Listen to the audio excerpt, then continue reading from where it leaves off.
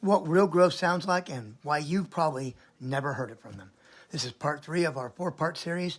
You say you're aware, so why are you still hurting people? Now in part 1, we talked about what happens when someone knows they're avoidant and keeps doing the things that are hurtful anyway. That's not healing, that's emotional neglect. And now in part 2, we named the polished deflection, the therapy-sounding phrases avoidance use to avoid responsibility. I'm working on it, you're triggering my avoidance side, you can't rush my healing. All of them sound like insight, but none of them come with structure, change, or follow-through. So what does real growth actually sound like? Well, let's talk about it. Because for a lot of you, you've probably never heard it.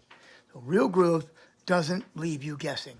It doesn't make you walk on eggshells, wondering when they'll shut down again or how long you'll be punished for needing connection. When someone is actually healing, you don't just hear insight, you feel it. And you see it in how they show up. So what does that look like? Well, it looks like this. I noticed I shut down during that conversation, and that is something I'm working on, and here's what I'm going to do about it. Now that's accountability. They're not just naming the pattern, they're taking ownership of it without making you feel guilty for reacting to it. I need some space, but I don't want to leave you hanging. I'll check in tomorrow so we can talk more when I've had a chance to regroup. Now that's regulation. It includes a timeline. It doesn't just disappear and come back when it's convenient. It keeps both people emotionally safe. I realize I've been distant lately. That's on me. You've been incredibly patient, and I want to rebuild trust starting now. Now that's repair. Not because you begged for it, but because they're showing up on their own.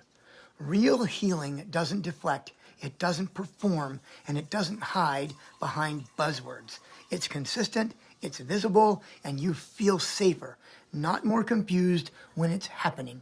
So if you've been walking away from conversations with more questions than clarity, you're not asking for too much.